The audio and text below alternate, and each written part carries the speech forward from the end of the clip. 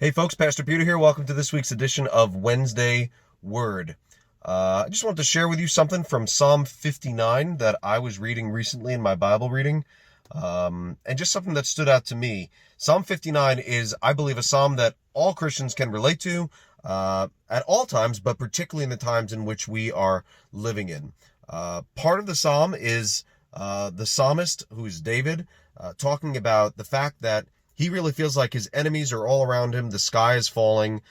Things are going just crazy town in his life and in the lives of people around him, but then comes back to who God is, and then goes back to talking about how crazy it is and comes back to who God is. And so you have verses like this, Psalm 59, beginning in verse 1. Deliver me from my enemies, O God. Protect me from those who rise up against me.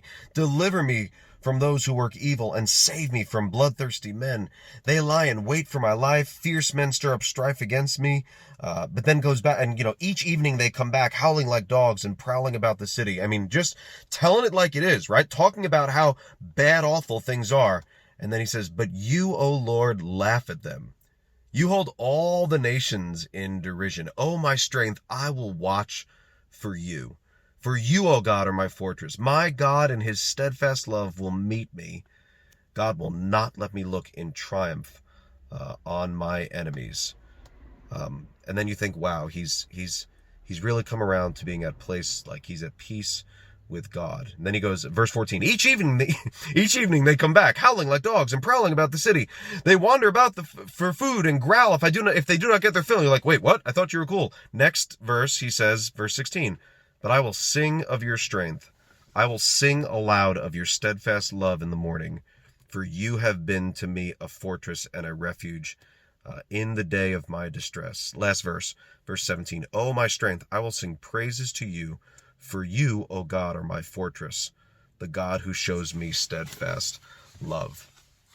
And I just thought, man, what Christian, like I said, can't relate to this feeling of anxiety and concern and looking around at our lives and saying so much is changing. Like, you cannot deny that so much is changing in our life, but then feeling the peace of God, which surpasses all understanding, right? Things we don't understand, we don't know what tomorrow brings, but then we sense peace. We remember God is in control until we see the next thing and we're like, oh my gosh, this is so different. Things are changing so quickly.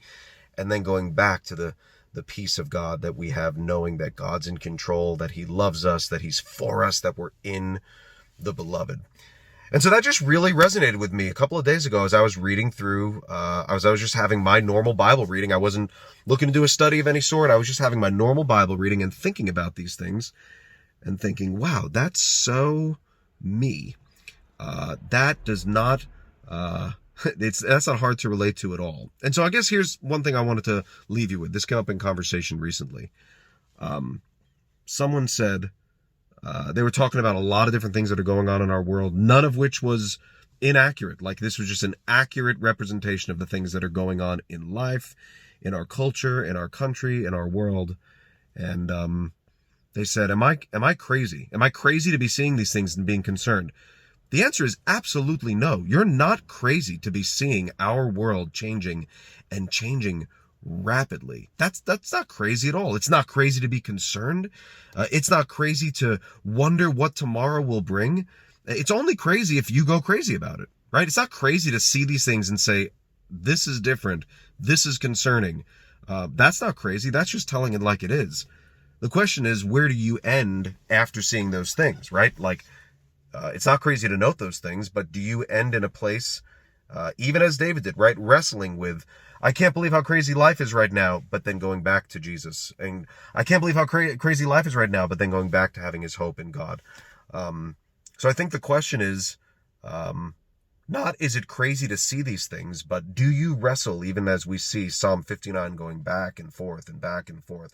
Life is crazy. God is not. Circumstances are changing. God has not. I find no peace in this world anymore. I can't trust anybody, but I can always trust God. And I have. So it's kind of like, where do you end? Where do you end with that wrestling? Where do you end? You see reality, but then you're reminded in God's word of a spiritual reality. And where do you end? Not do you just put your head on the ground like an ostrich, but what do you do with the reality that you see?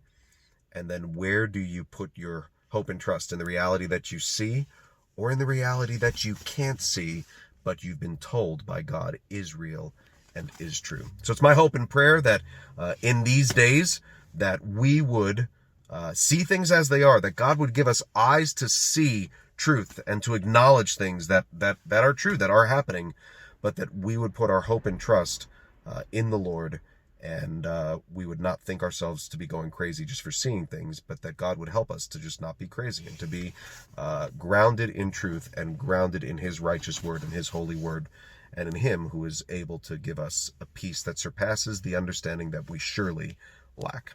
I hope you have a great rest of your day and week.